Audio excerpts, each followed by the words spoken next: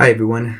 I just wanted to talk a bit about a very important, worthwhile, and yet at the same time very scary conversation to be had about Xinjiang and India and the newer adoption of re-education camps and sadly the extreme effects that it's had on the Muslim populations in both areas. I'm going to start with China.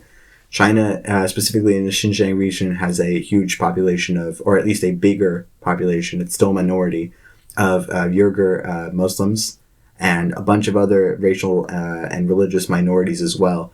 And what China has said these re-education camps are for are to teach terrorists in the area to be more peaceful and supportive to the communities.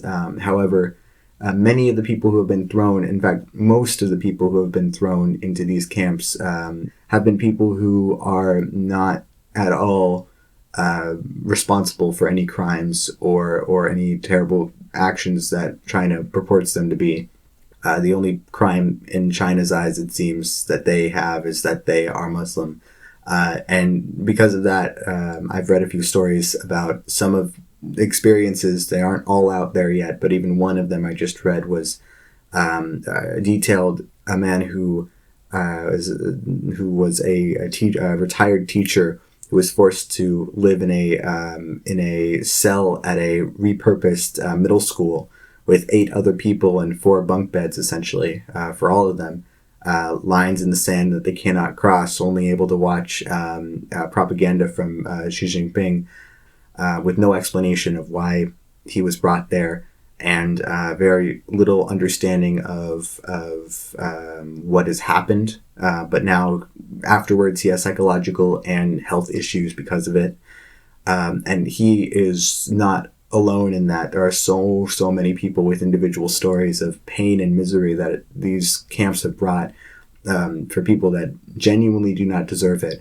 My main fear is just that China has been decimating the culture, for that matter, of many people living in Xinjiang that don't conform to its very, very high and unrealistic standards, and frankly offensive standards at that. I'm also incredibly concerned about how India has started to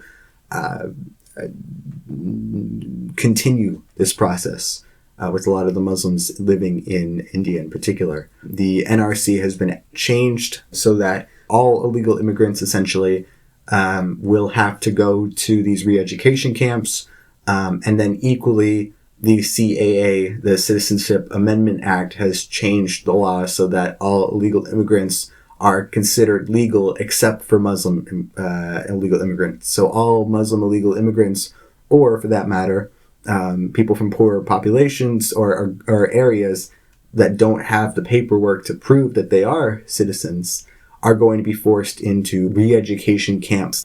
And if you can share this in some way, whether it be through the video or just through the links that I've shared, or just any information that you find in the future based off of this, I just want this to be heard, essentially. I want at least the evidence to be heard.